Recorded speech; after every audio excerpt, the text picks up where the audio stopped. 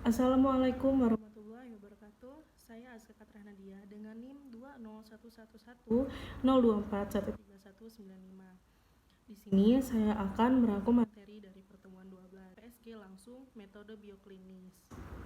Yang dimana di sini melihat kondisi status gizi seseorang dengan melihat perubahan yang terjadi di dalam tubuh. Kemudian adanya ketidakcukupan zat gizi pada beberapa jaringan epitel dan dekat dengan kelenjar tiroid, yaitu pada kulit, mukosa oral, kemudian kulit, rambut, dan juga mata. Caranya bagaimana? Yaitu melihat tanda atau sign dari seseorang, melihat gejala juga dari seseorang. Lalu melihat tanda atau sign dan gejala atau simptom itu misalkan pada rambut, kusam, kering, lalu tipis dan jarang-jarang, mudah rapuh dan rontok, kemudian flat sign.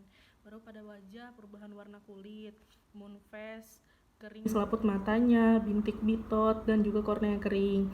Ada pula pada mata serophthalmia, conjunctival infection, corneal arcus, dan lain-lain. Pada bibir, luka di sudut bibir, cheilosis, dan lain-lain. Lidahnya, kemudian ada pula pada lidah yang dimana bengkak, lidah magenta, lidah mentah atau scarlet. Lalu melihat tanda sign dan gejala simptom, misalkan pada gigi juga ada karies gigi, erosi email, penyikisan, dan lain-lain. Lalu ada pada gusi itu ada spongy, bleeding gums, dan lain-lain. Kemudian pada kelenjar itu pembesaran tiroid, kemudian pembesaran paratoid, dan lain-lain. Ada juga pada kulit itu dimana adanya serosis, petechiae, flaky penras, dan lain-lain. Lalu yang terakhir ada pada kuku, jaringan bawah kulit, sistem tulang dan otot, dan juga sistem internal. Dari cara ini memiliki kelebihan yaitu biayanya besar, mudah diinterpretasikan, dan juga peralatan tidak rumit. Kekurangannya gejalanya ini mirip-mirip, yang dimana gejala klinis tidak bersifat spesifik, pula adanya variasi dalam gejala klinis yang timbul. Lalu ada hal-hal yang perlu diperhatikan dalam pemeriksaan tanda-tanda atau sign. Tanda-tanda ini yang memang benar berhubungan dengan kurang gizi, bisa karena kekurangan salah satu zat gizi atau lebih yang dibutuhkan tubuh. Kemudian tanda-tanda atau sign yang membutuhkan investasi atau penyelidikan lebih lanjut.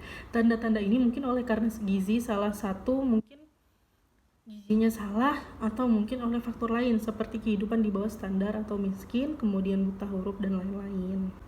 Lalu yang terakhir ketiga, tanda-tanda atau sign tidak berkaitan dengan gizi salah walaupun hampir mirip. Tanda-tanda ini dalam diagnosis untuk membedakan memerlukan keahlian khusus pula.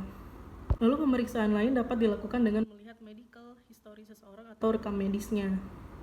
Ada beberapa contoh pemeriksaan klinis, yaitu seperti apa tanda klinis dari marasmus, kemudian ada bagaimana tanda-tanda klinis anak obesitas.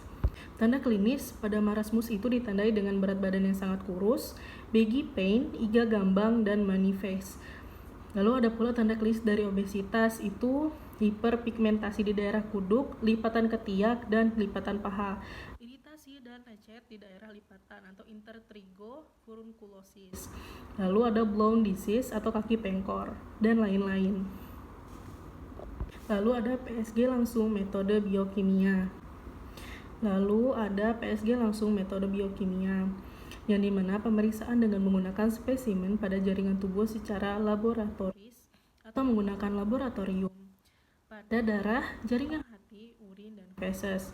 Penggunaan ini dapat menentukan keadaan malnutrisi, kemudian dapat membuktikan pemeriksaan terkait subklinis, lalu sebagai pemeriksaan pelengkap.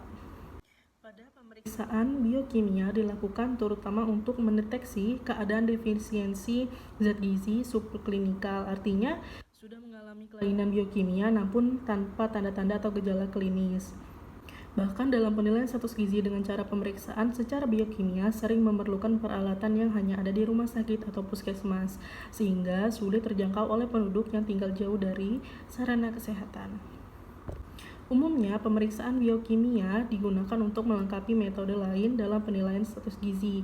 Misalnya, data penilaian konsumsi pangan, klinis, dan antropometri telah terkumpul. Tetapi dengan adanya data biokimia, masalah gizi yang spesifik agar dapat lebih mudah diidentifikasi.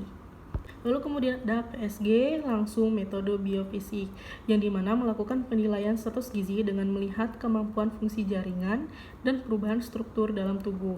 Pemeriksaan metode ini sangat mahal dan juga harus tenaga profesional yang melakukannya. Yaitu dicek dengan fungsi jaringan, kemampuan kerja, contohnya otot, kelenturan, dan lain-lain. Kemudian ada perubahan struktur, yang dimana pengerasan kuku, rambut tumbuh tidak normal. Pemeriksaannya dilakukan dengan 3 cara. Yang pertama, radiologi. Yang kedua, tes fungsi fisik. Yang ketiga, tes sitologi.